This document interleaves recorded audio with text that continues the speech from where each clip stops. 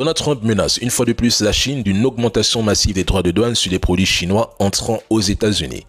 De nombreuses autres contre-mesures sont également envisagées parce qu'il juge que la Chine devient très hostile. Trump s'énerve, annule son voyage en Corée du Sud et veut sanctionner à tout prix la Chine parce que la Chine a décidé d'imposer des restrictions sur les terres rares. Petit rappel, la Chine produit 70 à 90% des terres rares mondiales et raffine presque tout.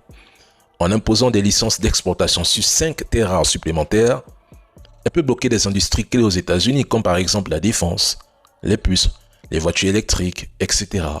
Et pour exporter ces terres rares hors de Chine, il faut maintenant une licence spéciale.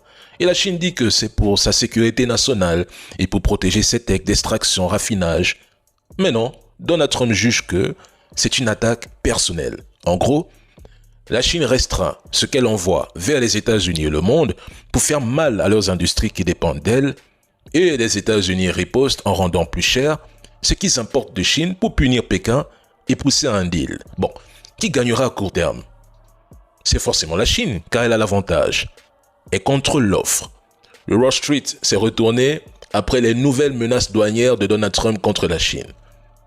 Donald Trump ne comprend absolument rien sur la puissance chinoise. Faut qu'il se réveille, hein.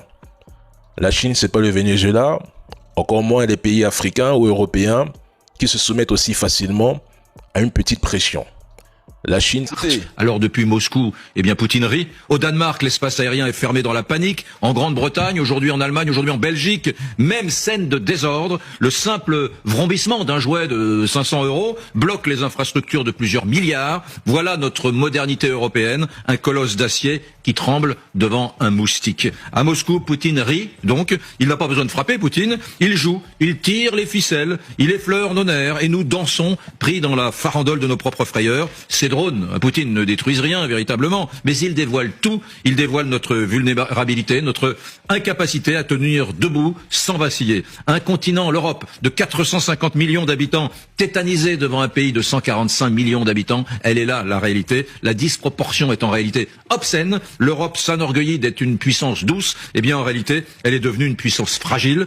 Oui, l'Europe est faible face à la Russie, c'est un fait. Mais qui peut encore avaler ces fables de drones inconnus survolant le ciel européen? Voilà un continent qui se vante de sa puissance militaire, mais qui se fait peur pour justifier les dépenses militaires. L'Allemagne cloue 17 avions au sol, 3000 passagers bloqués parce que oui, la peur motive les décisions. L'Allemagne qui se targue d'être le moteur européen et leader en défense, reste exposée à des perturbations low-tech qui rappellent ses lacunes en cybersécurité et en défense aérienne. Qui peut gober ça? L'Europe est incapable de porter seule le fardeau de la guerre en Ukraine, c'est un fait. Son véritable carburant contre Moscou est la peur. Mais la peur qu'elle agite pour forcer les décisions impopulaires et justifier des dépenses colossales. Le problème, c'est que cette mise en scène s'essouffle. Face à elle, une opinion publique fatiguée de ce conflit sans fin et asphyxiée par une économie en difficulté. Zelensky l'a dit cash en février. Les garanties de sécurité sans l'Amérique ne sont pas réelles.